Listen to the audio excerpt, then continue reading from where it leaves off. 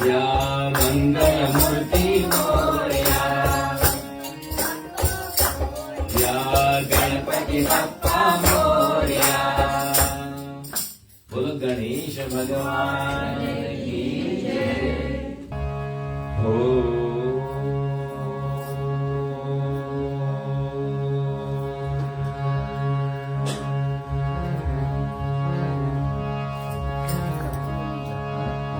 योऽन्तः प्रविश्य मम वाच इमां प्रसुप्तां सञ्जीवयत्यखिल शक्तिधर सुधाम्ना। अन्याश्च हस्तचरणौ श्रवणत्वगादीन् प्राणान्नमो भगवते पुरुषाय तुभ्यं। बोलिए सच्चिदानंद भगवान की जय। बोलिएगा सदा शिव समारंभां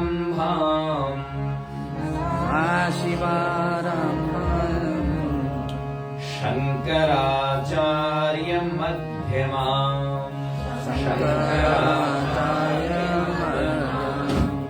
अस्मदाचार्य पर्यन्ताम्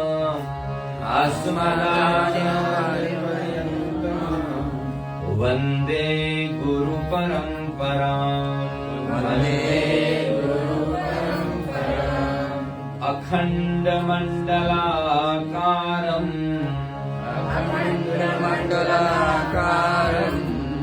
व्याप्तं येन चराचरम्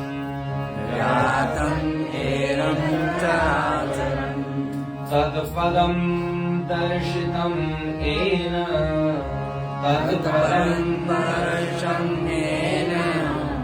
तस्मै श्री गुरुवे नमः।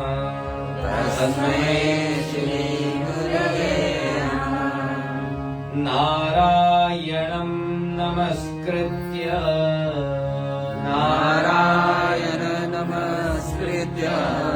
नरं चैव नरोत्तमं देवीं सरस्वतीं व्यासं ततो जयमुदीरये। भगवान ब्रह्मा जी को प्रणाम करेंगे। पद्मासन समुत्पन्नम पद्मपत्र निभीक्षणम पद्म पुराण वक्तारम ब्रह्माणं प्रणमाम्यहम्। बोलो सद्गुरुदेव भगवान की प्राण पुरुषोत्तम भगवान की पद्म पुराण की जय। पूज्य पंडित जी,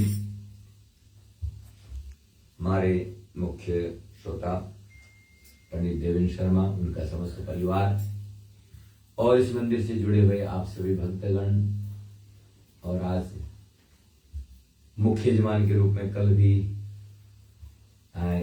कुछ परिवार थे और आज भी मुख्य यजमान के रूप में उपस्थित हैं। तुलसी बोलेंगी स्वागत। और अब तुलसी रानी जो है विधिवत जो है वेलकम कर रही है, वेलकम कर रही ना। हाँ, तो देखते हैं, तुलसी सुनते हैं, फिर कथा में प्रवेश करेंगे। जय पद्म पुराण। आज आप सभी को स्वागत है आज दूसरी रात की पवित्र कथा में कल पंडित जी जो कि हमारे बड़े भाई भरत के गुरु हैं, कल इस महापुराण को सुनने रहे। कल तो बहुत कम लोग आए थे, पता नहीं कहाँ गए थे।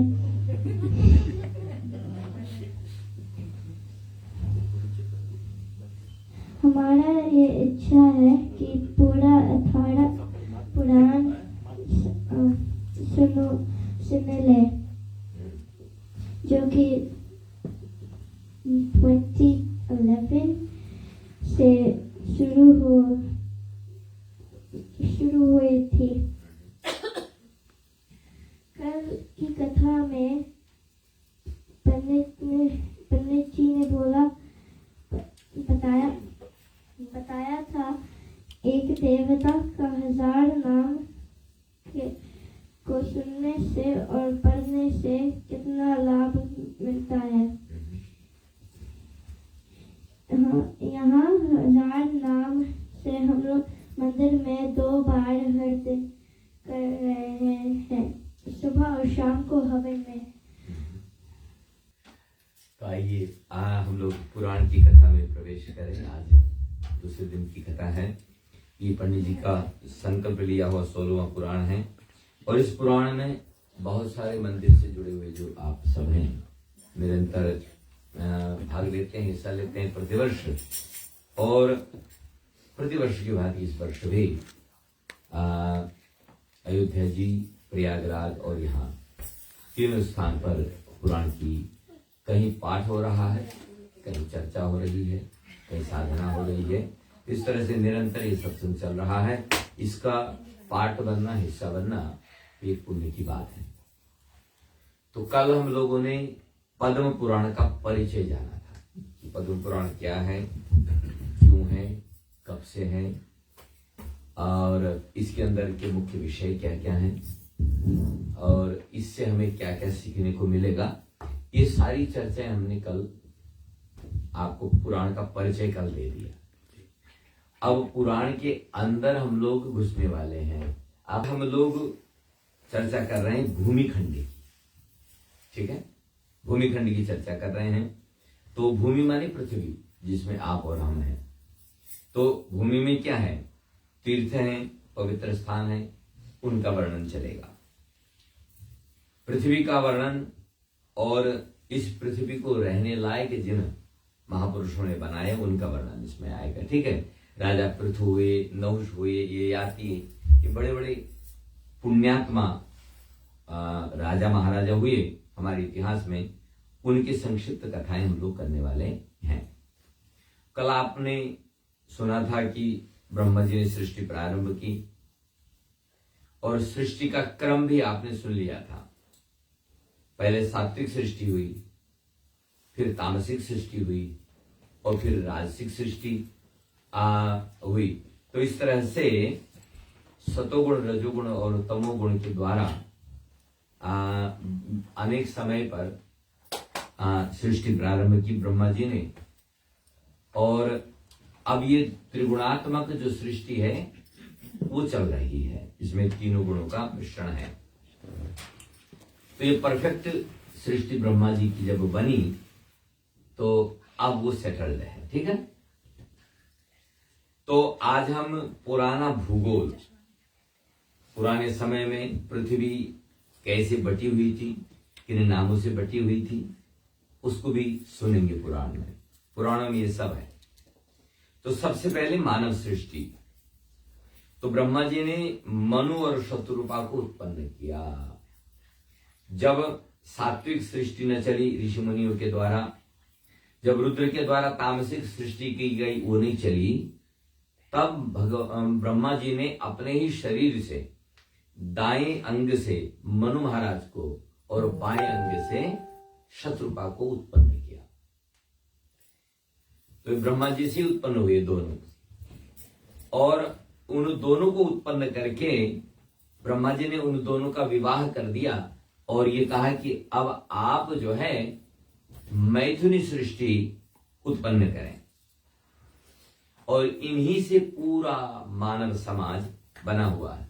मनुष्य को मानव क्यों कहा जाता है पता है? क्योंकि मनु की संतान है। मनुष्य इसलिए कहा जाता है क्योंकि मनु महाराज की संतान है। तो हमारे आजा के पराजा भी, बूढ़े पराजा भी जो थे वो भगवान महाराज मनु थे।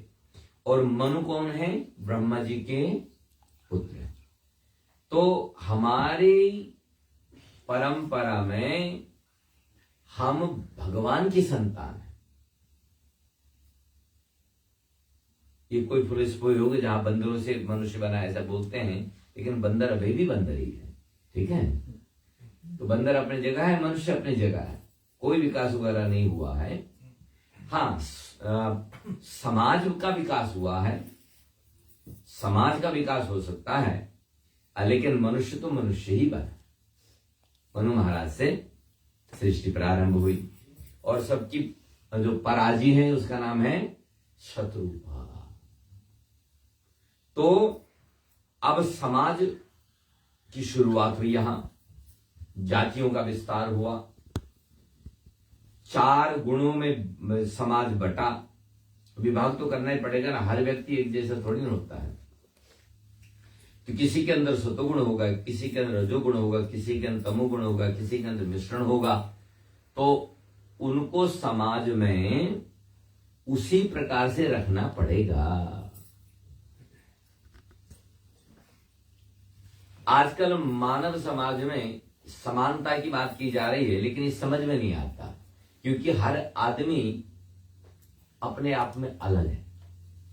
हर व्यक्ति का स्वभाव अलग है, चाह अलग है, नीड अलग है, सोच अलग है, कैपेसिटी अलग है ना?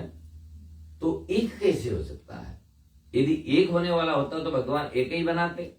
इस दुनिया में बिलियंस ऑफ पीपल है, किसी की शक्ल किसी से नहीं मिलती, कुछ न कुछ तो फर्क रहेगा। भगवान ब्रह्मा जी की इंजीनियरिंग में इतना सूक्ष्म गणित है कि हर व्यक्ति एक दूसरे से अलग है। तो समानता की बात जब करते हैं तो समझ में नहीं आता, क्योंकि हर व्यक्ति अपने आप में अलग है और विविधता में एकता। ये सनातन धर्म सिखाता है कि हम अलग हैं फिर भी एक है, अलग रहते हुए भी एक कैसे रहें। इस तरह से समाज को एक दिशा प्रदान की। बोला बहुत सात्विक कोई आ गया जिसका मन अन्य कामों में नहीं लगता, पूजा पाठ धर्म कर्म सत्कर्म साधना में लगा रहता है, तो उसको बोल दिया ब्राह्मण आप यही करो, पढ़ो पढ़ाओ, यज्ञ करो यज्ञ कराओ, पूजा करो पूजा कराओ, बस उन्हें लगे रहो। तो जो सहज जिसका मन जिधर जुड़ा है, यदि वही टास्क उसको मिल जाए ना तो उसको करने में आनंद आता है। यदि जबरदस्ती थोप दिया जाए, कल हमें बोले कि पंडित लो गन और चलो बॉर्डर पर, तो हमारा क्या होगा? तो नहीं कर पाएंगे फिर तो वहां जाकर के। जाना तो पड़ेगा, जाना तो पड़ेगा, लेकिन वहां जाके पूजा पाठ सुना देंगे, गीता के श्लोक सुना देंगे। अच्छा, तो हर व्यक्ति अलग बना है। तो जिसके अंदर सत्वगुण प्रधान था उनको ब्राह्मण समाज कहा, जिनके अंदर रजोगुण प्रधान था, रजस और तमस का मिश्रण था, वो क्षत्रिय हुए, और जिनके अंदर व्यापार की क्षमता थी वो वैश्य हुए, जिनके अंदर अभी कोई खास डेवलपमेंट नहीं हुआ है तो उनको हमने शूद्र कहा। शूद्र शब्द कोई खराब नहीं है, और उनको फिर प्रोटेक्शन कैटेगरी में रखा गया। आज भी समाज में प्रोटेक्शन कैटेगरी में लोग हैं, है कि नहीं? और कुछ लोग देखो, पुलिस फोर्स यहां बैठी है, और कुछ लोग क्योंकि अब इनका मन नहीं होगा थोड़ी जाएंगे, मन होता है, उसी तरह का बना है। तो क्षत्रिय है, व्यापार करते हैं लोग, वैश्य हैं। तो इस तरह से समाज को 4 भागों में बांटा गया और चारों को अलग अलग रिस्पॉन्सिबिलिटी दे दी गई। तो समाज को चलाने के लिए धर्म की व्यवस्था, जब मानव समाज बढ़ा तो व्यवस्था की आवश्यकता तो पड़ती है, मैनेजमेंट तो करना ही पड़ता है ना। तब वर्ण व्यवस्था का सिद्धांत आया। जैसे ऋग्वेद में पुरुष सूक्त जो है उसमें लिखा है कि ब्राह्मणों से मुखमासीत बाहुराजन्य उरु तदस्य जदवैश्य पदव्याम शूद्र हो जाएगा। भगवान ने कहा ये सारा समाज मेरा स्वरूप है। यदि ब्राह्मण मुख है तो क्षत्रिय बाहु है, और उरु जो है ये वैश्य हैं, तो पैर जो है शूद्र है। अब बिना पैर के मुख में कुछ जाने वाला नहीं है, चलना पड़ेगा तब कुछ मिलेगा नहीं। नीति का श्लोक है कि नहीं सुप्तस्य सिंहस्य प्रविशन्ति मुखे मृगा। शेर सोता रहे और ये माने कि मैं तो जंगल का राजा हूं तो भूखा मर जाएगा, उसको भी दौड़ना पड़ता। तो पैर का जितना महत्व है उतना ही सिर का भी महत्व। इसीलिए हम जब प्रणाम करते हो तो अपना मस्तक पैर पर रखते हैं। मस्तक से मस्तक क्यों नहीं टकराते? किसी ने टकराया? नहीं, मस्तक हम अपना मस्तक पैर पर रखते, सिर पर रखते हैं, सिर अपना पैर पर रखते हैं।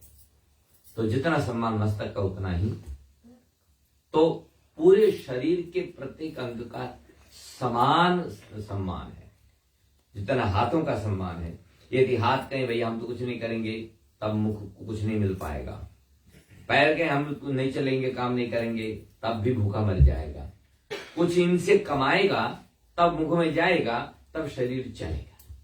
ठीक है, तो ये सारा समाज भगवान का अपना शरीर है। इसीलिए न कोई कम है न कोई ज्यादा है, किसी का कोई कम महत्व नहीं है, सबका महत्व अपनी जगह पर उतना ही है। तो जिसमें ज्ञान, संयम और धर्म और चिंतन करने की शक्ति हो वो ब्राह्मण स्वभाव वाला बताया। जिसमें साहस और रक्षा की भावना हो वो क्षत्रिय स्वभाव वाला बताया। जिसमें व्यापार, उत्पादन और पालन की क्षमता हो वह वैश्य स्वभाव वाला बताया। जिसमें सेवा, श्रम और सहयोग की शक्ति हो वो शूद्र स्वभाव वाला बताया। और ये तीनों एक व्यक्ति के अंदर ही हुआ करते हैं। गीता में भगवान ने लिखा ना, द्विज और क्षत्रिय वैश्य शूद्रों का परंतप कर्म भी उनके स्वभावज ही गुणों अनुसार बांटे हैं सभी। जैसा जिसका स्वभाव है, जैसा जिसका गुण है, उसको वैसा ही काम सौंप दिया गया है। तो उसमें कोई खराबी नहीं है, कोई दोष नहीं है। और भगवान ने कहा कि अखिल विश्व यह मोर उपाया है, सारा विश्व मैंने बनाया। इसलिए छोटे बड़े का भेदभाव ही नहीं बनता है।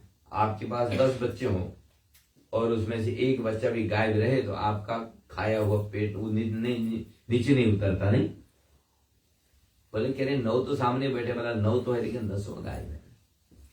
तो भगवान कहते हैं सारा विश्व मैंने बनाया, प्रत्येक प्राणी मुझे बनाया, सब पर मोरी बराबरी दाया, बराबर प्रेम करता हूं। इसलिए छोटे बड़े का भाव नहीं है। लेकिन भगवान ने कहा कि अब जब उसमें से किसको कितना प्यार देना है, किसको कितने अपने पास रखना है, वो फिर उसके योग्यता और एबिलिटी पर होता है। जैसे जिनमह तिनमह जो परिहरि मद माया भजय मोहि मन बचरु पाया। संसार में सब जीव आया तो संसार के पदार्थ भगवान ने दे दिए, ये लो भैया। बच्चे के सामने टॉय माँ ने फेंक दिए कि ये ले खेल ले। अब सब छोड़ छाड़ करके जब माँ को पकड़ता है तो माँ गोद में उठा लेती है, बोले इनसे प्यार तो है नहीं इनको, और प्यार मुझसे है। तो दुनिया की सारी धन दौलत छोड़ करके, दुनिया का सर्वस्व छोड़ करके जो परमात्मा के पास जाता है, परमात्मा के लिए रोता है या परमात्मा को ही प्राप्त करना चाहता है, तो फिर परमात्मा कहता है कि आओ भैया चलो, तो उसको भगवान अपने पास बुला लेते हैं। ते नमः जो परिहरि मद माया भजे मोहि मन बचरु काया।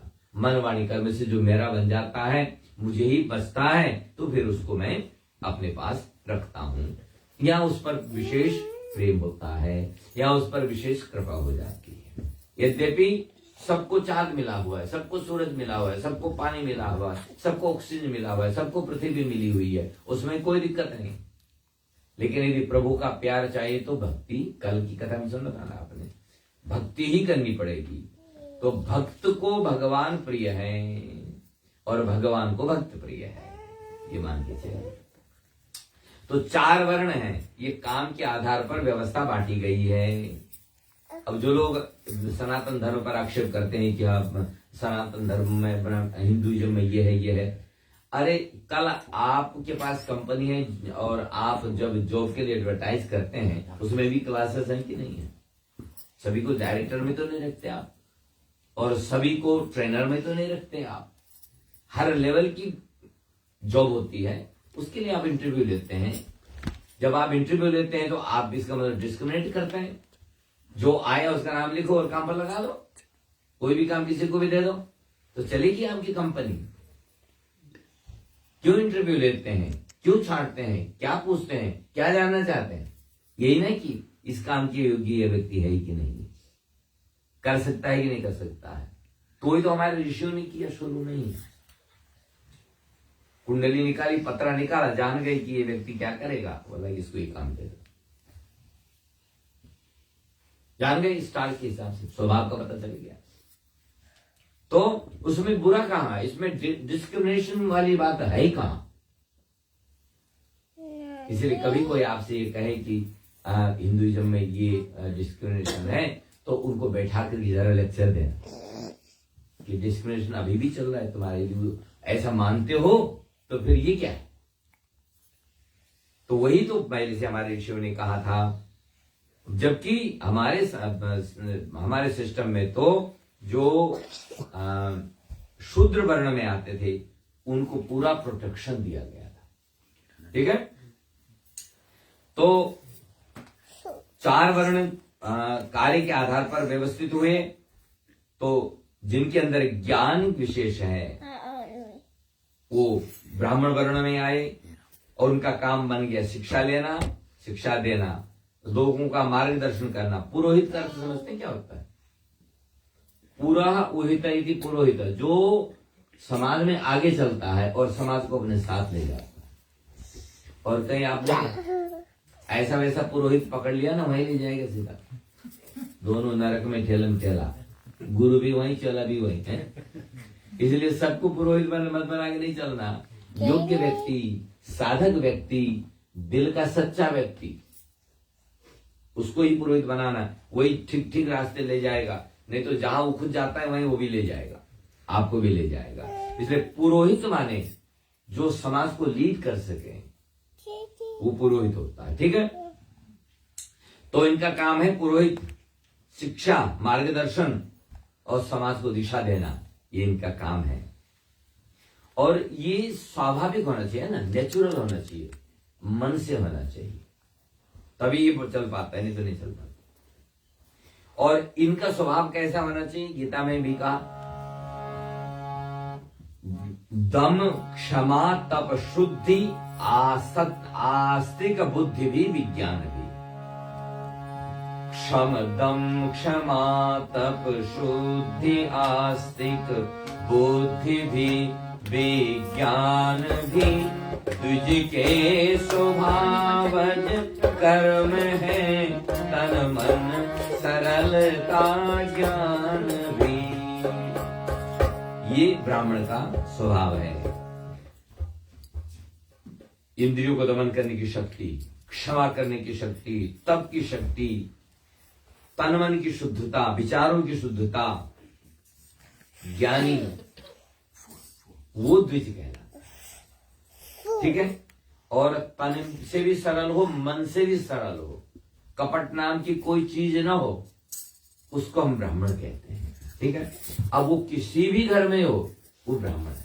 यदि ऐसा कोई व्यक्ति आपको नजर आए जिसके अंदर क्षमा है, दया है, त्याग है, तप है, सरल है वो ब्राह्मण है, ठीक है, वो ब्राह्मण है। तो क्षत्रिय के लिए क्या लिखा? क्षत्रिय जो है ये इनका मुख्य काम है सुरक्षा करना, रक्षा करना, समाज की रक्षा, देश की रक्षा, ये इनका काम है। इनके लिए जिम बने हुए हैं, ठीक है, ये बॉडी बिल्डर होते हैं, जिम बनाते हैं। और समाज में कोई चीज गलत हो तो ये नहीं देख पाते, उसके अगेंस्ट माने धर्म के विरुद्ध आवाज उठाते हैं ये। और शासन और सुरक्षा की व्यवस्था इनके हाथ में होती है। न्याय व्यवस्था करना इनका काम होता है, अन्याय सहन नहीं होता है। जो क्षत्रिय हो और अन्याय सहन कर ले तो फिर किस प्रकार का क्षत्रिय होगा? भगवान कृष्ण ने अर्जुन ने कहा ना, तो क्षत्रिय है, क्षत्रिय अन्याय को सहन करेगा तो नरक जाएगा। अच्छा है कि धर्म के लिए लड़ो और मृत्यु को प्राप्त हो जाओ, वो बढ़िया है। स्वधर्मे निधनम श्रेय परधर्मो भयावह। तो धर्म के लिए मर मिटे वही क्षत्रिय होता है। और भगवान ने भी कहा कि जो धर्म के लिए मर मिटेगा उसके लिए स्वर्ग के दरवाजे खुले रहते हैं, वहां पर उसका वेलकम होता है। यदि पीठ छुपा करके भागे और अधर्म का साथ दे तो उसके द्वारा किया गया सत्कर्म भगवान स्वीकार ही नहीं करते। गीता में फिर से जाइए, धृति शूरता तेजस्विता रण से न हटना धर्म है, चातुर्य स्वामी भाव देना दान क्षत्रिय कर्म है। 18वां अध्याय के नहीं सब। तो उसके अंदर धारण करने की शक्ति, सहन शक्ति होनी चाहिए, शूरवीर होना चाहिए, तेज होना चाहिए और विपत्ति से न घबराने वाला होना चाहिए, चतुर होना चाहिए, तैयार होना चाहिए। आपने देखा ना हनुमान जी कैसे आसन में बैठे रहते, एक घुटना टेक करके, तो जैसे ही संकेत मिला सेकंड में खड़े हो गए। हमारे तरह बैठेंगे तो समय लगेगा, लेकिन वीरासन में, उसको बोलते हैं वीरासन, वीरासन में यदि बैठा हो सेकंड में आदमी उठ करके निकल पड़ता है। तो व्यक्ति को चतुर होना चाहिए, क्षत्रिय को चतुर होना चाहिए और अपने ऊपर स्वाभिमान होना चाहिए, अपने ऊपर गर्व होना चाहिए। गर्व से कहो हम हिंदू हैं, सूत्र दिया ना, गर्व से कहो हम सनातनी हैं, उसका स्वाभिमान होना चाहिए। अभिमान अलग चीज है और स्वाभिमान अलग है, ठीक है। स्वाभिमान माने हमारे पास जो है उसका अभिमान, अभिमान कुछ नहीं है फिर भी ये अज्ञानता के कारण। कल आया था ना, अभिमानी भगवान को पसंद नहीं है, लेकिन स्वाभिमानी भगवान को खूब पसंद है। तो स्वाभिमान। और उसके बाद में तीसरा जो है यह है वैश्य। इनका काम क्या है? ये हमारी जांग है और इनका काम है पूरे शरीर का बोझ उठाना, अर्थव्यवस्था करना, व्यापार करना, कृषि करना और समाज में जो चीज चाहिए उन तक पहुंचाना। और इसके लिए चाहिए वैसी व्यापार, क्या बोलते हैं, व्यापारिक बुद्धि चाहिए होती। अकबर और बीरबल की चुटकुले में एक बार आता है ना, तो अकबर ने कहा कि ये रस्सी ले जाओ और इतना पैसा कमाओ, चाहे वो बेचो, कुछ भी करो, लेकिन इस रस्सी से इतना पैसा लेकर के आओ। तो सारे मिनिस्टर्स को बोला, कोई कुछ न कर पाया। तो लोगों ने कहा महाराज बीरबल कर लेंगे, आप उनको दे दीजिए। उन्होंने कहा महाराज कर लूंगा, नहीं। तो ले गए रस्सी और ले जाकर के जो उस शहर के सबसे धनी लोग थे उनकी दीवारें नापने लगे। उन्होंने कहा कि महाराज क्या है क्या है, मिनिस्टर थे ना, प्राइम मिनिस्टर थे, बल्कि सलाहकार थे, तो क्या है क्या है। उन्होंने कहा कि बात मत करो हमसे। बोले क्यों? बोला कि बस यहीं से सड़क निकलेगी, इसीलिए ये नाप रहे हैं हम। ये राजा का आदेश है कि बस सड़क यहाँ से निकलेगी। और अब पैर पकड़ लिए, महाराज बचा लो, आप तो जानते हो, आप मना लेंगे कुछ भी, ऐसे कैसे बचा लेंगे, कितना चाहिए। जितना राजा ने कहा था वो गए, सबकी दीवारें नापी उन्होंने और केवल रस्सी से नाप करके सारा पैसा लेके राजा को पकड़ा दिए। लेकिन चातुर्य है कि नहीं। तो अब चतुर और लोगों को भी रस्सी मिली थी, कोई कुछ न कर पाया, लेकिन बीरबल ने हिसाब लगाया कि पैसा ऐसे आएगा। तो व्यापारी के अंदर व्यापार करने की क्षमता होनी चाहिए, चातुर्य होना चाहिए, ठीक है। और इनका काम है कृषि करना, व्यापार करना और संसाधन और व्यवस्था को मिलाना। गीता में भी भगवान ने कहा, कृषि धेनु पालन वैश्य का वाणिज्य करना कर्म है, निज कर्म शूद्रों का स्वभाव है, लोक सेवा धर्म है। कृषि करो, गाय पालो, पशुपालन करो, घोड़े पालो, हाथी पालो। जय कन्हैया लाल की बोलते हैं ना, हाथी देने, घोड़े देने और देने पालकी, ये व्यापार होते थे। हाँ, ये सब पालते थे, क्योंकि नंद बाबा भी बिजनेस कैटेगरी में आते थे ना, वैश्य कैटेगरी में आते थे।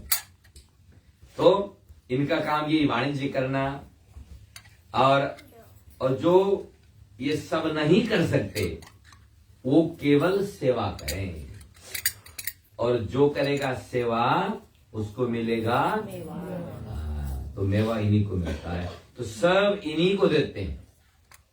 घर में छोटा बच्चा हो तो घर में जितने विजिटर्स आएंगे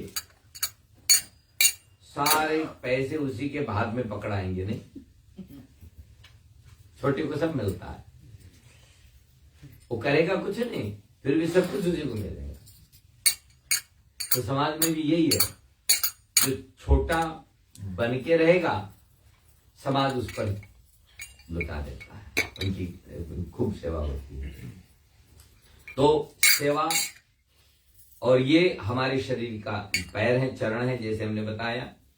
इनका काम है दिया हुआ टास्क करें, उसके बाद मौज करें। इनको कोई चिंता नहीं, इनको प्लानिंग की चिंता नहीं होनी चाहिए, इनको कल क्या होगा उसकी चिंता नहीं होनी चाहिए। खाओ पियो मौज करो, और बाकी तो और लोगों का काम है। इनको बस दिया गया टास्क पूरा करना होता है। आप सुंदरकांड में पढ़ते हैं कि सीता जी ने जब हनुमान जी को देखा, तो अभी तो हनुमान जी को ठीक से पहचाना भी नहीं, लेकिन सीता जी को लगा कि कुछ भी हो ये है तो भगवान का सेवक। हरिजन जानी प्रीति अति बाढ़ी सजल नयन। भगवान ने कहा, सीता जी ने कहा कि कुछ भी हो है तो मेरे राम का सेवक ये। तो कितना प्यार सीता जी ने लुटा दिया हनुमान जी पर। तो यदि हनुमान जी शुरू में ही अपने डोले शोले दिखाना शुरू करते, सीता जी ने कहा ये तो जाए यहाँ से निकल, लेकिन उनकी विनम्रता, उनकी विद्वत्ता और उनका कौशल, उनकी सेवा जब देखी तब सीता जी पसी जी। ठीक है, तो आज हम लोग इस चीज को कैसे डाइजेस्ट करें, तो कैसे समझें। तो आज के जो टीचर्स हैं, साइंटिस्ट हैं, ये ब्राह्मण कैटेगरी में आएंगे। जो आर्मी पुलिस लीडर हैं वो क्षत्रिय कैटेगरी में आएंगे। जो बिजनेस इन्वेस्टर्स हैं वो वैश्य कैटेगरी में आएंगे। जो टेक्नीशियंस हैं, वर्कर्स हैं, वो शूद्र कैटेगरी में आएंगे। ठीक है, और सबका बिना किसी, सबका सबके बिना काम चलता नहीं है, सबको चाहिए। तो एक व्यक्ति जीवन में कई भूमिकाएं निभा सकता है। ठीक है, जब व्यक्ति ज्ञान देता है तो ब्राह्मण कहलाता है। और जैसे आप बच्चों को पढ़ाते हैं, जैसे घर में भी माँ बाप भी इन चारों से गुजरते हैं, वो ब्राह्मण भी है, क्षत्रिय भी है, वैश्य भी, शूद्र भी है। जब आप पढ़ाते हैं तब ब्राह्मण कहलाते हैं, जब रक्षा करते हैं तब क्षत्रिय कहलाते हैं। कोई विपत्ति आई तो कौन दौड़ेगा, आप ही तो दौड़ोगे। तो उस वक्त क्षत्रिय का काम कर रहे हैं आप। जब व्यक्ति कमाता है तब वैश्य कहलाता है। जब नौकरी में जाते हो तब क्या हो जाते हो आप? वैश्य हो जाते हो। और जब व्यक्ति घर का और काम करता है, क्लीनिंग चलती है कि नहीं हफ्ते में एक रोज, उस वक्त आप शूद्र होते हैं। हर व्यक्ति चारों है, ब्राह्मण क्षत्रिय वैश्य शूद्र, चारों करने पड़ते हैं। तो सृष्टि पहले ज्ञान से बनी। पहले ब्रह्मा जी क्या है? ज्ञान के प्रतीक है। फिर व्यवस्था आई, क्षत्रिय को मिला, फिर मानव आया और मानव को संतुलित रखने के लिए ये व्यवस्था बनाई गई। नहीं तो क्या होगा कि टकासेर भाजी टकासेर खाजा, ये कहानी आपको कई बार सुनाई है, मैंने याद है, भूल गए थे, कई बार सुना है, मैं भूल गए थे। हुआ ऐसा कि एक गुरुजी थे, एक चेला था, दोनों घूमते रहते थे। एक टका जो है ना, ये बंगाली शब्द, बंगाली भाषा का है, और इसलिए है कि क्योंकि ये जिस लेखक ने ये नाटक लिखा है वो बंगाली थे। तो उन्होंने कहा कि टकासेर भाजी टकासेर खाजा। खाजा बोलते हैं खाने पीने की वस्तु, भाजी तो आप समझते हैं, है ना, सब्जी। अच्छा, एक टका माने $1, यहां के हिसाब से समझ लो, ₹1, उसको टका बोलते हैं। तो गुरु शिष्य थे, घूम रहे थे, तो एक शहर, एक देश में पहुंचे। पहले देश छोटे छोटे होते थे, एक देश में पहुंचे तो वहां पर गुरु ने देखा कि ये $1 शॉप है, पूरा देश। $1 में कुछ भी खरीद लो, $1 दो, चाहे जो ले लो, चाहे सोना ले लो, चांदी ले लो, खाना खा लो, हाँ बस हर चीज $1 में। तो जो शिष्य था उसने कहा गुरुजी ये तो स्वर्ग है, यहां तो सब $1 में मिलता है। तो गुरु ने कहा नहीं बेटा, ये अंधेर नगरी है, और उस देश के राजा का नाम था चौपट। अंधेर नगरी चौपट राजा। अच्छा, गुरु ने कहा हमको यहाँ 1 मिनट में नहीं रुकना चाहिए, इसके यहाँ इसकी बाउंड्री क्रॉस करो, ये ठीक नहीं। गुरु शिष्य ने कहा कि गुरुजी क्या बात करते हो, अन्य देशों में हम जाते हैं भरपेट भोजन भी नहीं मिलता है, यहाँ 1 टका होगा, खाएंगे पिएंगे। मैं गुरु ने कहा कि बेटा फिर सोच ले, वो खाने पीने का शौकीन था। उसने कहा गुरुजी मुझे तो यही रहने दो, आप जाओ। तो जब नहीं माना तो गुरुजी ने कहा ठीक है, फिर यदि विपत्ति से घिर जाए तो मुझे याद कर लेना। उसने कहा हाँ गुरुजी आप जाइए, मुझे कोई विपत्ति आने वाली नहीं है, यहां तो सब कुछ $1 में मिलता है। गुरुजी चले गए। तो घटना घटी उस देश में, उस शहर में एक व्यक्ति की दीवार गिर गई और वो राजा के पास चला गया कि उसने कहा महाराज मेरी दीवार गिर गई। तो राजा चौपट राजा था, उसने कहा दीवार कैसे गिरी, क्या नुकसान हुआ? बोला मेरी बकरी मर गई दीवार गिरने से। उसने कहा कि बुलाओ दीवार को। बोला नहीं दीवार तो नहीं आ सकती। फिर बोला जो उसका मालिक है उसको बुलाओ। तो दीवार के मालिक को बुलाया, भाई ऐसी कैसी दीवार गिरी कि इसकी बकरी मर गई? उसने कहा मेरा दोष नहीं महाराज। फिर किसका दोष है? बोला उस मिस्त्री का दोष है जिसने दीवार बनाई। मिस्त्री को बुलाओ। तो मिस्त्री को बुलाए, बोला कि तुमने ऐसी कच्ची दीवार बनाई कि गिर गई और बकरी मर गई। उसने कहा महाराज मेरा दोष नहीं है। बोले किसका दोष है? बोला आपके कोतवाल का दोष है। कोतवाल का दोष क्यों है? बोला कि जब मैं मसाला बना रहा था उस वक्त तो वो बाजे गाजे के साथ से शहर से निकल रहा था वहीं से, और मेरा ध्यान भटक गया, पानी ज्यादा पड़ गया और मसाला मिक्स करने में भूल चूक हो गई, कमजोर मसाला बन गया, इसलिए दीवार गिर गई। उन्होंने बोला बुलाओ कोतवाल। कोतवाल को बोला तुमने ऐसे कैसी सवारी निकाली कि मिस्त्री का ध्यान भटक गया और मसाला बिगड़ गया, दीवार कच्ची बन गई, बकरी मर गई, डालो इसको फांसी दो।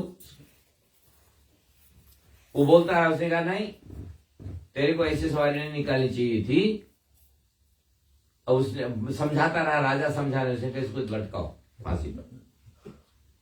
और बेचारा कोतवाल जो था दुबला पतला था, जब फांसी के फंदे पर ले गए तो उसका फंदा तो निकल जाए। राजा को कहा कि महाराज इसका गला फांसी फंदे में नहीं आ रहा है। बोला जिसका फंदा में आए उसको लटकाओ। और यही शिष्य महाराज खा पी करके मोटे हो गए थे तब तक। तो पुलिस आई खोजते हुए इनको, और इनको पकड़ लिया। बोला कि चलो, कहाँ चलो? बोला राजा ने बोला है। राजा के पास गए, उसने चढ़ाओ फांसी इसको। पता चला इसको। उसने कहा मेरा दोस्त। बोला क्योंकि तुम्हारा गला फंदे में फिट हो रहा है, इसीलिए तुमको फांसी देनी पड़ेगी हमें। बकरी जो मरी है। अब उसने कहा कि बचने का जब कोई उपाय नहीं देखा तो उसने रोते हुए अपने गुरु को याद किया, गुरु जी आपने तो कहा था, लेकिन लालच में पड़ गया, अब मरने जा रहा हूं, बचा लो। गुरु जी तो योगी थे, तुरंत शिष्य की बात सुनी और प्रकट हो गए। कहा क्या है? पैरों में पड़ गया और रोने लगा, बचा लीजिए। गुरु ने कहा था ना तेरे को ये देश ठीक नहीं है। बोला कि अब समझ में आ रहा है। तो गुरु ने उसके कान में कोई बात कही। बोला कि बस तुम जिद करो कि मुझे जल्दी से फांसी चढ़ना है, मैं जिद करूंगा, और फिर आगे देखते रहना क्या होता है। तो अब दोनों लड़ने लगे। गुरु कहे कि मैं फांसी चढ़ूंगा, और शिष्य कहे मैं फांसी। अब राजा को बताया कि महाराज ये गुरु शिष्य दोनों लड़ रहे हैं कि दोनों फांसी चढ़ना चाहते हैं। राजा ने कहा चलो हम देखते हैं क्या है, क्यों लड़ रहे हो तुम लोग? गुरु ने कहा कि महाराज देखिए मैं इसका गुरु हूं, फांसी पहले मेरे को होनी चाहिए। वो कहता है नहीं महाराज आपने मुझसे कहा था फांसी के लिए, फांसी मैं चढ़ूंगा। तो राजा ने कहा कि तुम लोग फांसी चढ़ना क्यों चाहते हो? तो उसने कहा कि ये ऐसा मुहूर्त है जो फांसी चढ़ेगा सीधा वैकुंठ जाएगा, ऐसा मौका हम नहीं चुकाएंगे। मेरा अधिकार बनता है, मैं गुरु हूं, मैं फांसी चढ़ूंगा। शिष्य कहता है नहीं गुरुदेव, राजा ने मुझे फांसी दिया है। राजा ने कहा कि अच्छा मेरे रहते तुम कैसे स्वर्गलोक जा सकते हो? तुम में से कोई फांसी नहीं चढ़ेगा, चढ़ाओ मुझे फांसी। मुझे राजा को फांसी चढ़ा दी। तो कहने का तात्पर्य यह है कि समाज को संतुलित करने के लिए व्यवस्था चाहिए होती है, नहीं तो यही हालत होगी। उसके लिए ज्ञानी भी चाहिए, शक्ति सामर्थ्य वाले लोग भी चाहिए, तो तब समाज की व्यवस्था चलती है। तो अब जो है आगे की कथा बड़ी प्यारी कथा आ रही है कि भूगोल का वर्णन है। पद्म पुराण के सप्तद्वीप, नवखंड, पर्वत, नदियां और समुद्र का वर्णन मूलतः आध्यात्मिक और भौगोलिक है। आधुनिक भूगोल से इनका सीधा सीधा कोई संबंध नहीं, क्योंकि काफी बढ़ चढ़ गया है। जो देश थे नहीं वो देश बन गए हैं, जो नाम थे नहीं वो नाम बन गए हैं। तो आजकल तो मिल नहीं पाएगा, लेकिन पहले कैसा था? तो पृथ्वी उसको कहा जाता है जो हमें धारण करती है, जिसमें हम रहते हैं, वो पृथ्वी है। ठीक है। इसके 7 डिवीजन थे शुरू में। पृथ्वी, whole world was divided in 7 parts. आज भी कॉन्टिनेंट्स में है ना, 7 ही है ना कॉन्टिनेंट्स, तो वही है 7 कॉन्टिनेंट्स, लेकिन उसमें देश अलग अलग थे। और 7 द्वीप थे, 9 खंड थे, पर्वत, नदियां, समुद्र इत्यादि इसमें हैं, आप जानते हैं। तो जम्बू द्वीप जो संकल्प में पढ़ते हैं ना हम लोग, ये एशिया, साउथ ईस्ट एशिया जो है उसको जम्बू द्वीप कहा जाता है। प्लक्ष द्वीप ये यूरोप को कहा जाता था, और शालमली द्वीप ये अफ्रीका को कहा जाता था। कुश द्वीप दक्षिण अमेरिका, क्रॉन्च द्वीप उत्तरी अमेरिका, शाक द्वीप ऑस्ट्रेलिया, यहां पहले भी सब्जी खूब होती होगी इसलिए इसका नाम शाक द्वीप है। और पुष्कर द्वीप जो है ये अंटार्कटिका, तो द्वीप कहा जाता था इनको। ठीक है। इस 7 द्वीप में पृथ्वी बटी हुई थी। अब ये केवल एक प्रतीकात्मक है, शास्त्रों में इन सब के सीधा नाम नहीं है कि पुष्कर द्वीप अंटार्कटिका ही है, शाक द्वीप ऑस्ट्रेलिया ही है, ऐसा एक अंदाज है। पहले थोड़ा भौगोलिक स्थिति अलग थी। तो जो जम्बू द्वीप है, जहां से सनातन धर्म पला बड़ा फैला, अभी भी टिका हुआ है, उसको 9 विभागों में बांटा गया था। 9 डिविजन्स बनाए थे उसके। तो एक डिवीजन जिसको भारतवर्ष कहते थे, उसमें भारत, नेपाल, दक्षिण एशिया का जो हिस्सा है वो आता था। दूसरा था केतुमाल, ये पश्चिमी एशिया और कुछ यूरोप का हिस्सा उसमें आता था। मद्रासो, ये वर्ष, इनको वर्ष कहा जाता था। ये पूर्वी एशिया, चीन, जापान इत्यादि ये आता था इसमें।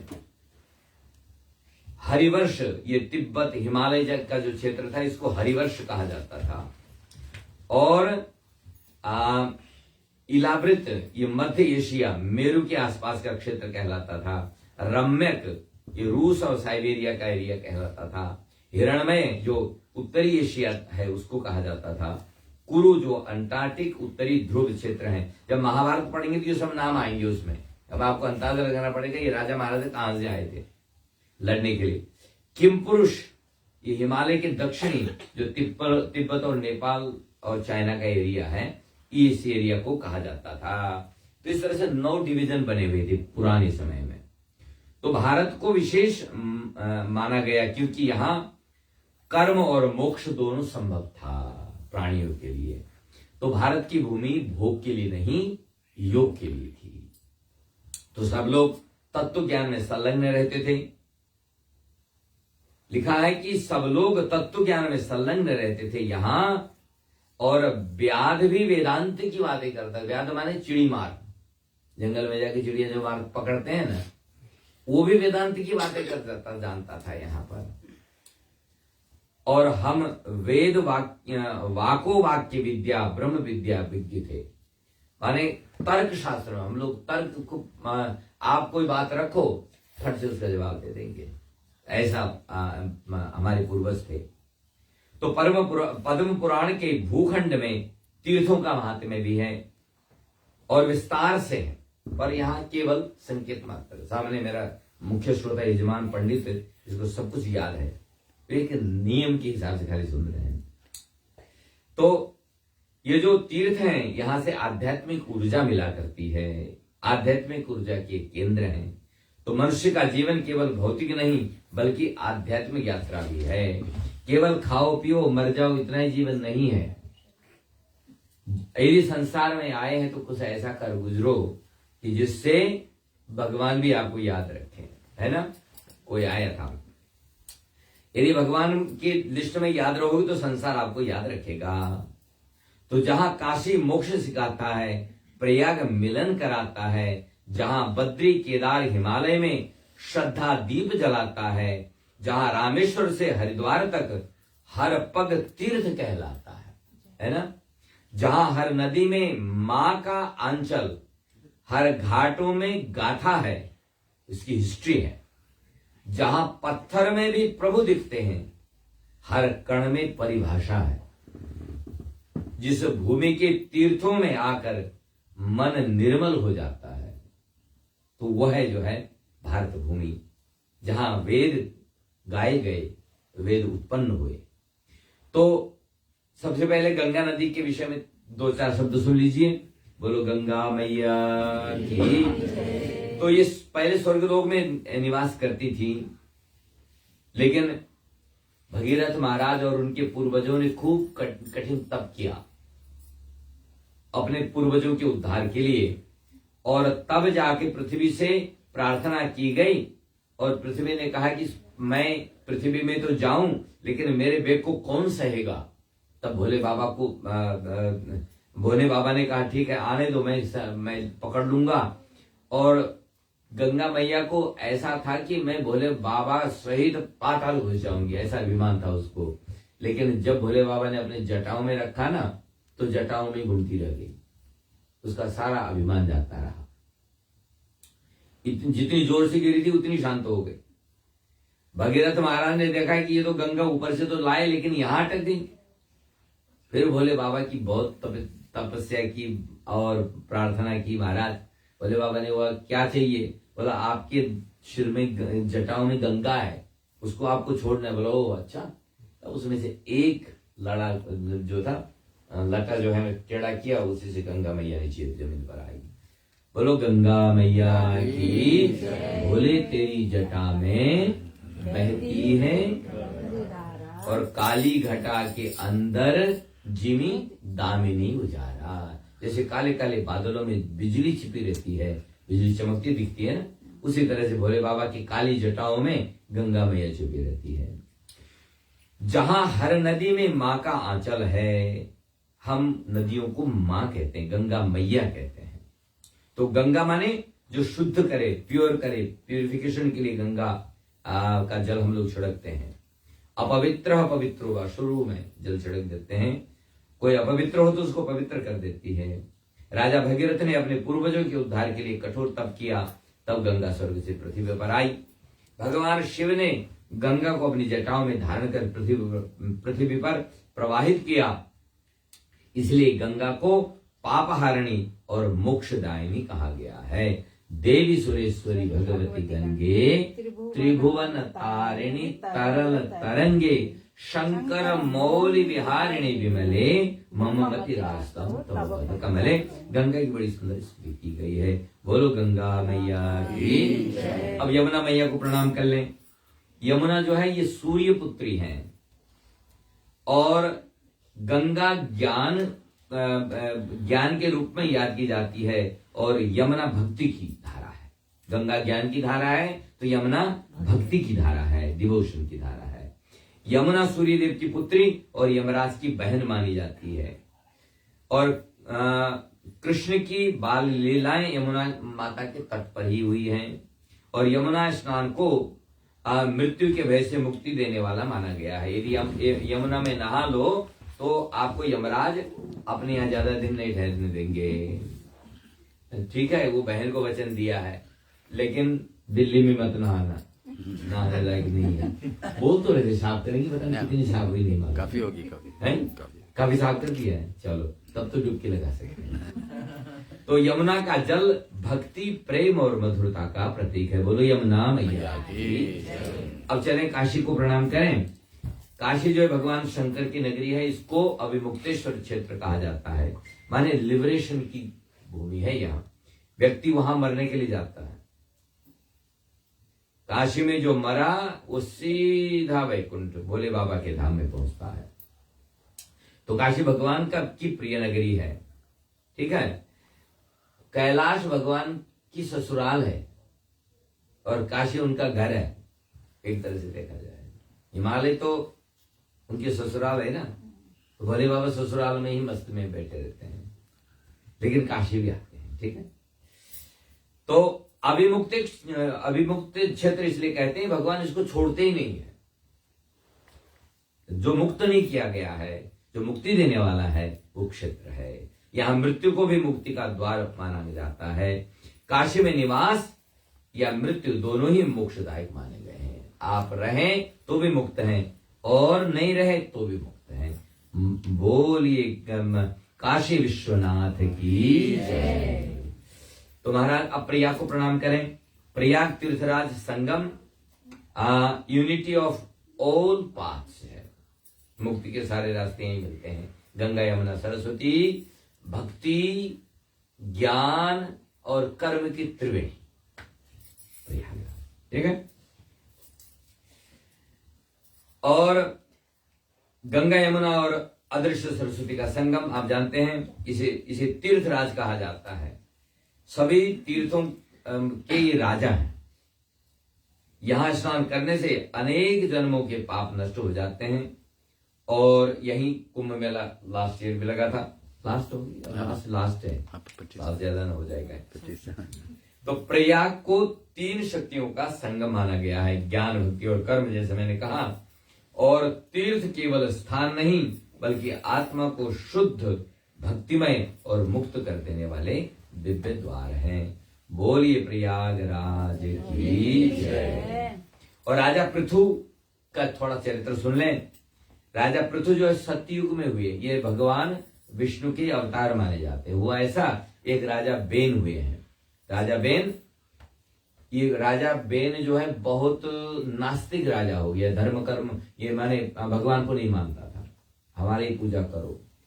और ऐसा जैसे अन्य राक्षस वृत्ति के लोग थे, ऐसे ही इनकी राक्षस वृत्ति हो गई। ऋषि मुनियों ने बहुत समझाने की कोशिश की, लेकिन मानता ही नहीं। तो एक बार मीटिंग बुलाई और इसने कहा कि आज के बाद हर मंदिर में केवल मेरी पूजा होनी चाहिए और आप सब लोग साइन करो। ऋषियों ने समझाने की कोशिश, नहीं माना तो ऋषियों को आ गया क्रोध। और इतना समझाते मानता नहीं है।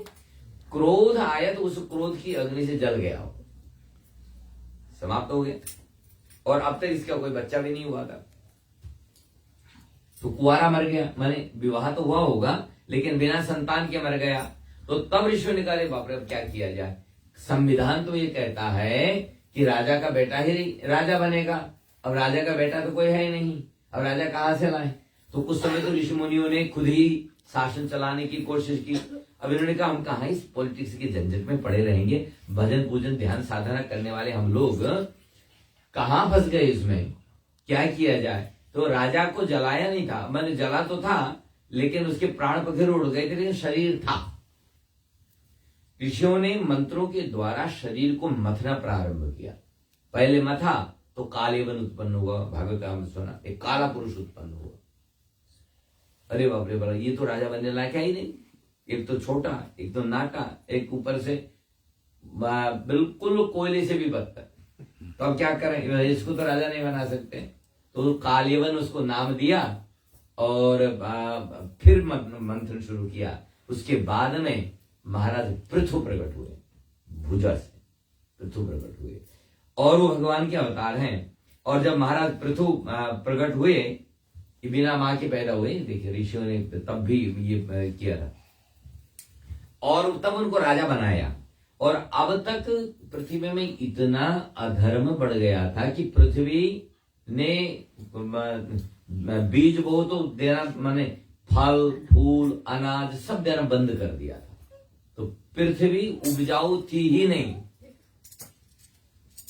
तो लोग मरने लगे, भूखों मरने लगे, हाहाकार मच गया।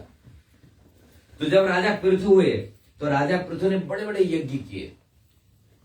यज्ञ हुए तो बारिश हुई, और जब बारिश हुई तो ये पृथ्वी इतनी डर गई थी कि ये गाय का रूप बना के भाग रही थी। तो राजा पृथ्वी उनके पीछे पीछे गए और बाण ले लिया, बोला कि रुकोगी या बाण चलाओ। तो डर गई और फिर पृथ्वी माता को प्रार्थना की कि आपको जनता का पालन करना चाहिए। फिर एक कथानक बड़ा सुंदर आता है इसमें कि स्वयं जो है पृथ्वी बछड़ा बन गए, पृथ्वी तो गाय के रूप में थी ही, तो वहां दुहा, तो उसमें रत्न सोने चांदी और सब बीज इत्यादि पृथ्वी माता ने दिए। और उसके बाद में पृथ्वी को रहने लायक बनाने वाले सबसे पहले राजा थे महाराज पृथु। इसीलिए पृथ्वी को रहने लायक बनाने का इनका नाम पड़ गया पृथ्वी। बड़े बड़े पहाड़ थे पृथ्वी में, तो उनको उन्होंने काट काट करके समतल कराया, रहने लायक बनाया। इसलिए ये आदर्श राजा कहलाते हैं। तो प्रजा के पालन के लिए पृथ्वी को उर्वरक बनाया, उपजाऊ बनाया। इसी कारण पृथ्वी को, अब पृथ्वी का नाम पड़ गया, पृथ्वी के कारण ही पृथ्वी का नाम पृथ्वी पड़ा है महाराज। तो न्याय धर्म और लोक कल्याण पर आधारित शासन स्थापित किया। राजा या नेता जो भी हो, कोई भी धार्मिक होगा, प्रजा का पोषण करेगा। और राजा को प्रजा का पोषण करना चाहिए, शोषण नहीं करना चाहिए। ठीक है, आजकल ज्यादातर तो शोषण करने के लिए पावर में आते हैं ना लोग, लेकिन शोषण नहीं, पोषण होना चाहिए। ये महाराज पृथु ने सतयुग में समझा दिया था। बोलिए पृथु महाराज की जय। उसके बाद प्रणाम करें राजा नहुष को। नहुष और ययाति, इनका चरित्र यहां आया। अहंकार और कर्म के परिणाम से, अहंकार और कर्म का जो परिणाम होता है वो क्या होता है, इनकी जीवन से हमें मिलता है। नहुष इस प्रकार, नहुष जो है चंद्रवंश में उत्पन्न हुए राजा थे। चंद्रमा के वंश में नहुष हुए थे। कृष्ण भगवान किस वंश में हुए थे? यदुवंश किस वंश से संबंध रखता है? चंद्रवंश से। ठीक है, भगवान राम सूर्यवंशी। ठीक है, ये दो ही वंश चलते हैं, सूर्य और सूर्य डायनेस्टी और चंद्र डायनेस्टी। तो नहुष जो चंद्रवंश के राजा थे, तो नहुष एक महान और तेजस्वी राजा थे। अपने पुण्य के कारण उन्हें इंद्र का पद प्राप्त हुआ, लेकिन पद मिलते ही उनमें अहंकार आ गया। इंद्र ने वृत्रासुर का वध किया तो ब्रह्म हत्या लग गई, और इस पाप के कारण और इंद्र जो है हिमालय में छिप गए। हुआ ऐसा कि अब ये कथा लंबी है, ये समझ लो कि एक बार महाराज बृहस्पति नाराज हो गए देवताओं से, इंद्र से नाराज हो गए, क्योंकि बात सुनता नहीं था। उसने कहा तुमको मनमानी करनी है तो हम गुरु किस बात के, करो जो करना है। तो जो चले गए तो उसने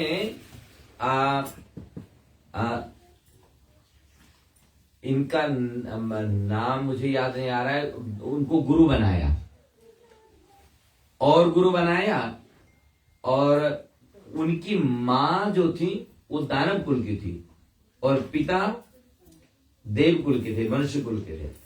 तो जब ये यज्ञ कराते थे तो थोड़ा दानवों का भी ख्याल रखते थे कि अच्छा 2-4 आहुति तुम्हें भी मिल जाए। जब इंद्र को ये पता चला तो उन्होंने मार दिया उनको, और जब मार दिया तो उनके पिताजी को बड़ा क्रोध आया। उन्होंने कहा ये तो पहले गुरु बनाया फिर मार दिया। उसने यज्ञ किया और यज्ञ में भगवान से मांगा कि हमें ऐसा पुत्र दे जो इंद्र को मारे, लेकिन मंत्र बोलने में चूक हो गई। ठीक है, मंत्र में बोलना था इंद्र शत्रु वर्धस्व, दीर्घ करना था, और हर्षु कर दिया इंद्र शत्रु वर्धस्व। तो इंद्र को मारने वाला की जगह अर्थ हो गया इंद्र के हाथों मरने वाला पैदा हो, ये समस्या हो गई। लेकिन वृत्रासुर जो है यज्ञ से प्रकट हुए थे, भगवान के परम भक्त थे ये भी। तो अब इंद्र ने कहा कि इससे दुश्मनी करके कोई फायदा नहीं है, तो उससे मित्रता कर ली, दोस्ती कर ली, फ्रेंडशिप कर ली। देखो पॉलिटिक्स कितनी खतरनाक होती है, यहां सीखना चाहिए। दोस्ती कर ली, इससे कहा चलो मित्र स्विमिंग करते हैं, समुद्र में ले लिया। अब ये भी बोला वाला, इसने कहा चलिए स्विमिंग करने के लिए गया, बीच समुद्र में ले जाके जो समुद्र में खाई नहीं जमी रहती खाई, और उसी से उस पर प्रहार करके अस्त्र शस्त्र से उससे मरना नहीं था उसको, लेकिन उसी से मार डाला। अब ब्राह्मण था वो, तो ब्रह्म हत्या लग गई इसको, इंद्र को।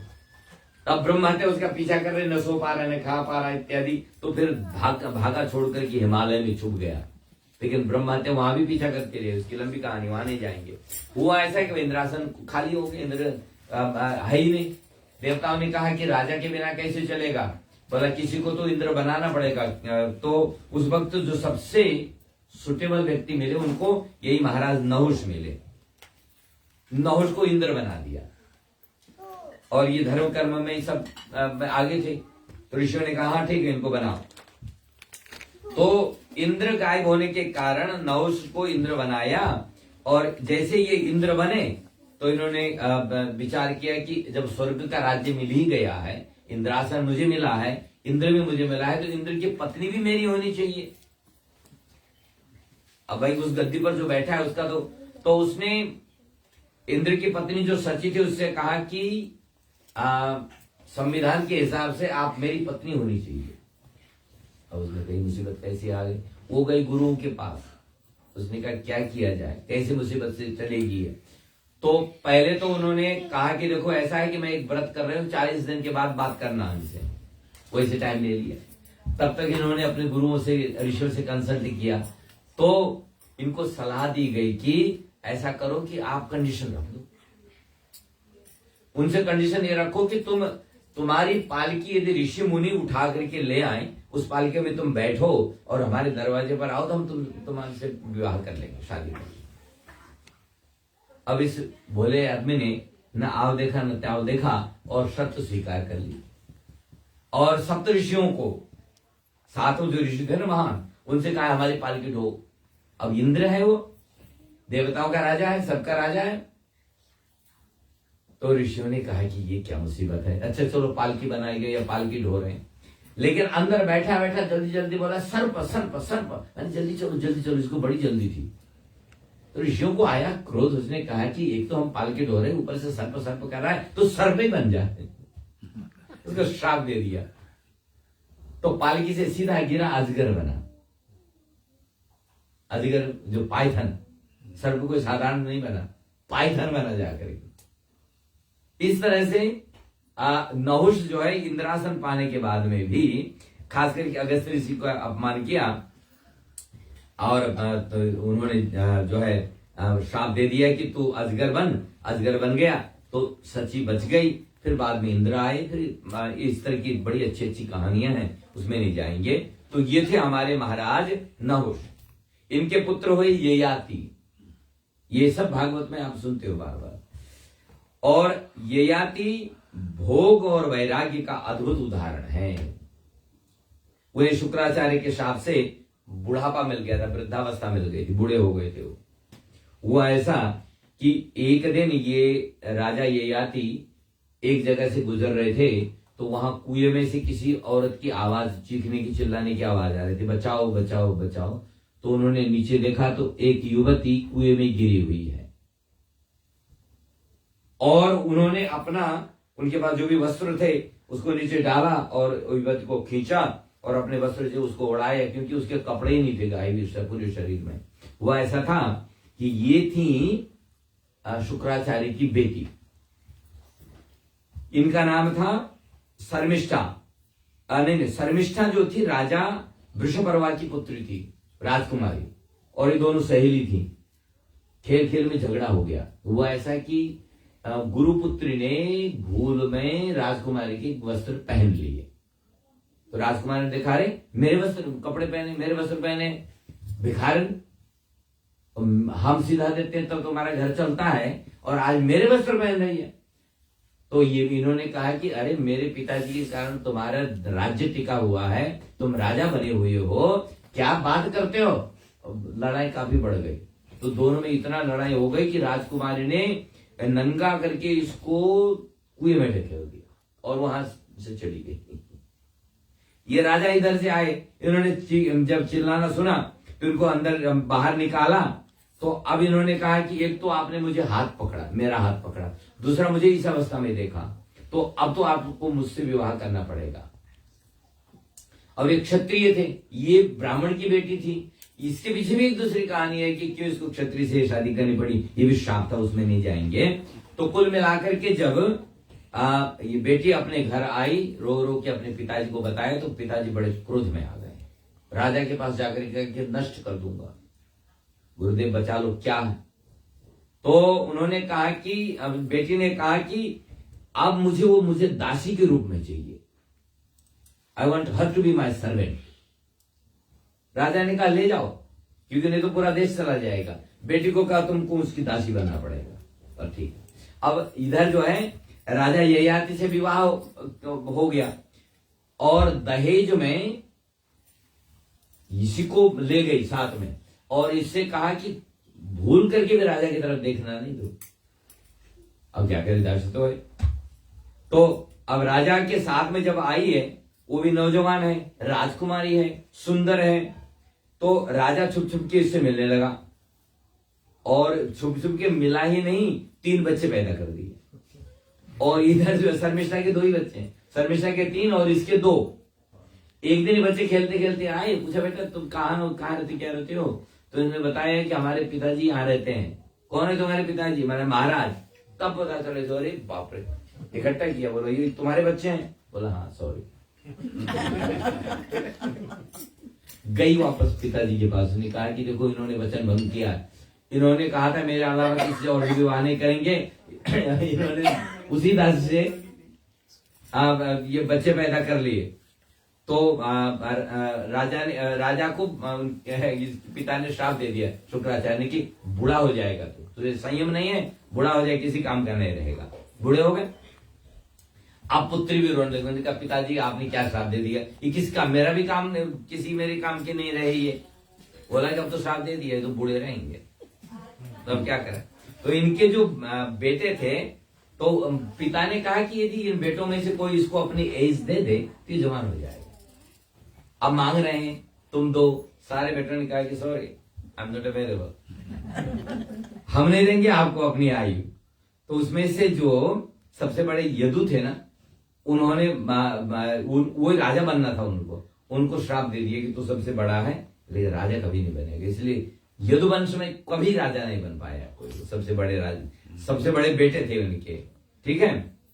लेकिन सबसे छोटे बेटे का नाम था पुरु। उसने कहा पापा आप हमारी आयु ले लो। खुद बेचारा बूढ़ा बन गया और बाप को आयु एज दे दी और जवान बन गया। और जवान बन करके इसने जितना इच्छाएं थी उन इच्छाओं की पूर्ति करने की कोशिश की, लेकिन अंत में उसको लगा कि ये तो मन तो भरेगा, है ना, इसीलिए इसका तो त्याग करना पड़ेगा। तो इच्छाएं कभी समाप्त नहीं होती, संतोष ही सच्चा सुख है, ये मान करके उसने अपने बेटे को उसकी एज लौटा दी, स्वयं अपना जो बुढ़ापा वापस ले लिया और बेटे को, उसे सबसे छोटे बेटे को राजा बना दिया और आगे उन्हीं का वंश चला। तो यदुवंश चला तो, लेकिन राज्य नहीं बना। पुरु त्याग और कर्तव्य का प्रतीक बने और आगे चल करके ययाति के 5 पुत्र थे, पर पुरु के त्याग ने उन्हें सबसे महान बना दिया। इसलिए सनातन दृष्टि कहती है जो त्याग करता है वही वास्तविक उत्तराधिकारी बनता है, जो ध्यावे फल पावे। तो इन्होंने तब त्याग किया, तब किया और पिता का आदेश माना और ये आगे चल करके इनका वंश राजा महाराजाओं का की तरह चला। बोलो सच्चिदानंद भगवान की। तो 2 मिनट और दे दो, ठीक है। तो ऋषियों का जीवन, तप, ज्ञान और आदर्श। तो पद्म पुराण के भूमि खंड में ऋषियों का जीवन केवल कथाएं नहीं बल्कि आदर्श जीवन पद्धति, वे ऑफ लाइफ के रूप में प्रस्तुत किया गया है। ये ऋषि हमें बताते हैं कि मनुष्य साधना, संयम और तप से कितना ऊंचा उठ सकता है। शिव शर्मा नाम के बहुत बड़े ज्ञानी थे, तप और संयम के प्रतीक थे। शिव शर्मा ऋषि धर्मनिष्ठ, संयमी और तपी थे, तपस्वी थे। उन्होंने सांसारिक आकर्षणों से दूर रहकर आत्मिक उन्नति को प्राथमिकता दी थी। उनका आचरण, इंद्रियों पर पूर्ण नियंत्रण, सत्य, अहिंसा और नियमों का कठोर पालन, कम बोलना, अधिक साधना करना, ये उनके जीवन में गुण थे। तो जीवन की श्रेष्ठता भोग में नहीं बल्कि संयम और आत्म नियंत्रण में हुआ करती है। ये हमें शिव शर्मा जी से सीखने को मिलता है और इसी समय पर देवेंद्र शर्मा जी से सीखने को मिलता है। ठीक है, आपके वंशज शिव शर्मा और देवेंद्र शर्मा, बड़ा ही फर्क है। तो उस आगे चल करके सुब्रत की कथा लिखते हैं कि जो व्रत, नियम और आचार के आदर्श माने गए हैं। पद्म पुराण की भूमि खंड में सुब्रत ऋषि का उल्लेख ऐसे ऋषियों के रूप में मिलता है जिनका पूरा जीवन नियम, संयम और धर्म का प्रतीक माना गया है। सुब्रत जो श्रेष्ठ व्रतों का पालन करने वाले हैं। सुब्रत ऋषि का जीवन अत्यंत अनुशासित और संतुलित था। नित्य व्रत और उपवास का पालन, शुद्ध आहार और सात्विक जीवन, सत्य, अहिंसा और सदाचार का पालन, मन, वाणी और कर्मों में एक रूपता, जो सोचे वही करे, वही बोले, जो बोले वही करे। ठीक है, मन, वाणी, कर्म की एकता यही है। वे केवल उपदेश नहीं देते थे, स्वयं अपने जीवन से उदाहरण प्रस्तुत करते थे। जो अपने जीवन को नियम और व्रत में बांध लेता है वही वास्तव में स्वतंत्र और सफल होता है। ये हमको सीखने को मिलता है महाराज सुब्रत शर्मा, ये सुब्रत जी के जीवन से। उसके बाद च्यवन ऋषि की कथा लिखी हुई है। तो च्यवन ऋषि की कथा लंबी हो जाएगी और भागवत सुन लेना तो उसमें च्यवन ऋषि की कथा आपको सुनने को मिल जाएगी। ये च्यवन ऋषि जो थे बड़े तपस्वी थे और तप कर रहे थे। तप इतना किया कि सारा दीमक उन पर चढ़ गई। पूरा ये जो जितना टर्माइट्स है ना, उन्होंने घर बना लिया। केवल 2 आंख बची हुई थी। सुकन्या उस देश की राजकुमारी आई, उसको लगा कि ये क्या चमक रहा है अंदर से, इस बावी के अंदर से। तो उसने कुछ चुभा दिया, खून बहने लगा और ऋषि जब दर्द के मारे कराने लगे तो भाग गई वहां से।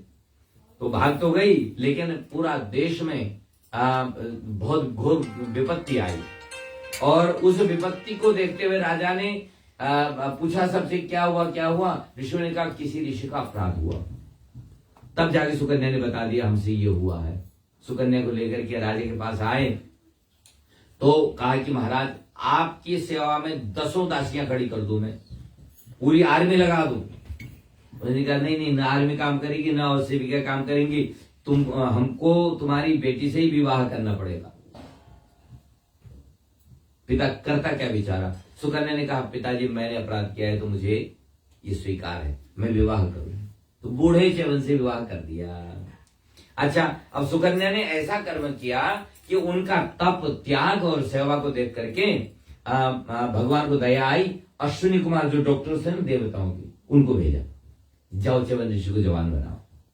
तो उन्होंने भी थोड़ा सा परीक्षा ली और उस परीक्षा में ऐसा हुआ, वो तीनों एक कुएं में गए और जब निकले तो गए तो 2 थे, निकले 3 एक जैसे नौजवान। अब सुकन्या से कहा पहचानो अपना पति, यदि पहचानोगे तो मिल जाएगा और नहीं तो अब असफल हो गई तो दिक्कत हो जाएगी। अच्छा, लेकिन वो सत्य पतिव्रता थी, अपने पति को पहचान लिया। तो पहचाना तो देवताओं ने आशीर्वाद दिया और नौजवान पति को लेकर अपने पिता के घर गई तो पिता ने सिर पकड़ लिया। उसने कहा ये क्या चक्कर है, बूढ़े पति को मार तो नहीं आई तू, गई मटके में तो नहीं दबा के आई, ये नौजवान तो था नहीं, कहां से लेके किससे विवाह किया तूने। पिताजी ने बड़ा क्रोध किया, लेकिन च्यवन ऋषि ने कहा कि राजन, ये आपकी बेटी जो है, इसके धर्म के कारण, इसके तप के कारण मैं ही च्यवन हूं। देवताओं के वैद्यों ने मुझे नौजवान कर दिया। च्यवन प्राश आज भी आता है, वही है च्यवन ऋषि, है ना। तो वो अपनी पत्नी के कारण नौजवान बने और राजा ने फिर जो है अपनी बेटी को जो है बहुत धन्यवाद दिया और अनेक रूपों में उपस्थित देवताओं के बीच अपने पति को पहचान लिया और पति को जवान बना दिया। ये तो बड़ी सुंदर कहानी है। तो ये जो है इतिहास और भूगोल का दर्पण है। भूमिखंड में भूगोल, नदियां, पर्वत, क्षेत्र, इतिहास, यदि अपना पुराना इतिहास जानना हो तो पद्म पुराण को उठाओ, उसमें सब कुछ आपको मिलेगा और इसमें तप, भक्ति, वैराग्य की बहुत सुंदर सुंदर उदाहरण मिलेंगे आपको। यह केवल कथा नहीं बल्कि जीवन का मार्गदर्शक ग्रंथ है। इसको सुनते रहिए। कल पुनः ऋषि मुनियों की जो दिव्य गाथा है उसका गायन करेंगे। अब एक